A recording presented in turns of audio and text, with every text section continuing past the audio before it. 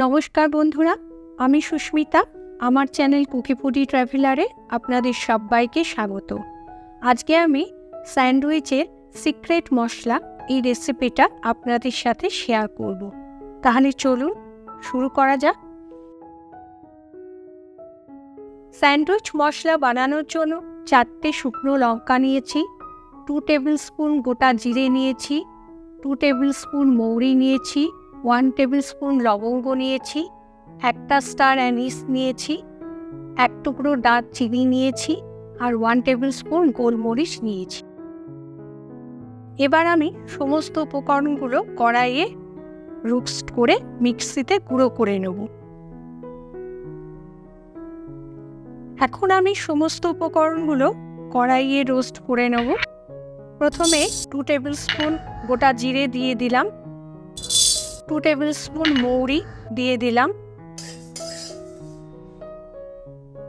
এর মধ্যে দারচিনির টুকরো দিয়ে দিলাম, 1 টেবিল স্পুন গোলমরিচ দিয়ে দিলাম, 1 টেবিল স্পুন লবঙ্গ দিয়ে দিলাম, 4টে শুকনো লঙ্কা দিয়ে দিলাম, স্টার অ্যানিস দিয়ে দিলাম। এবার আমি মশলাটাকে মিডিয়াম ফ্লেমে রোস্ট করে নেব।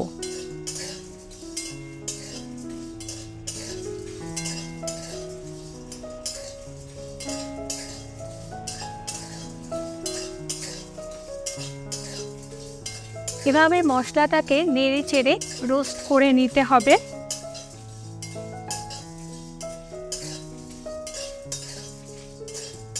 খুব সুন্দর একটা গন্ধ বেরিয়েছে, ভাজা আমার হয়ে গেছে। গ্যাসের ফ্লেমটাকে আমি এবার বন্ধ করে দেব।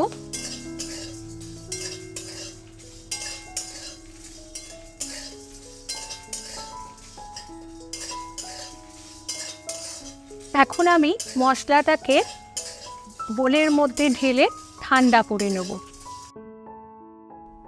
মশলাটাকে আমি কড়াই থেকে ঢেলে ঠান্ডা করে নিয়েছি। এবার আমি একটা মিক্সিং জারের মধ্যে মশলাটাকে ঢেলে দিলাম সবটা।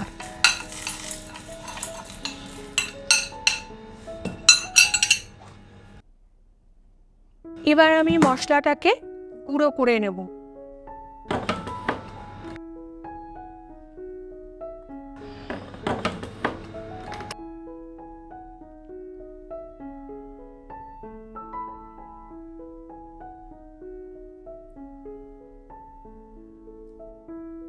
মশলাটাকে আমি কিছুটা গুঁড়ো করে নিয়েছি। এখানে এর মধ্যে আরও কিছু মশলা আমি মিশিয়ে নেব। 2 টিস্পুন আমি আমচুর পাউডার দিয়ে দিলাম, 1/2 টিস্পুনের থেকেও কম নুন দিয়ে দিলাম, 1 টিস্পুন বিট নুন দিয়ে দিলাম আর 1 টিস্পুন আমি চাট মশলা পাউডার দিয়ে দিলাম। আবার আমি সমস্ত মশলাটাকে ভালো করে আরেকবার গুঁড়ো করে নেব মিক্সিতে।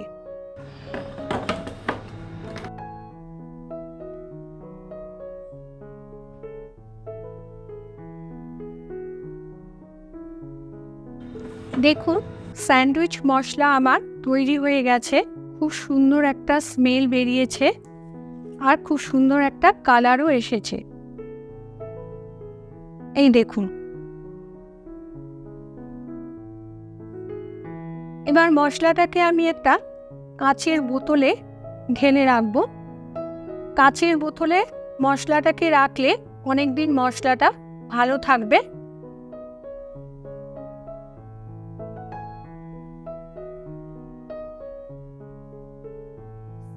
স্যান্ডউইচ মশলা আমার হয়ে গেছে। আপনারাও এই রেসিপিটা ট্রাই করবেন বানাতে, আর ভালো লাগলে অবশ্যই আমাকে কমেন্ট করবেন। আর হ্যাঁ, আমার চ্যানেলটিকে লাইক, শেয়ার, সাবস্ক্রাইব করে আমার পাশে থাকবেন। ধন্যবাদ।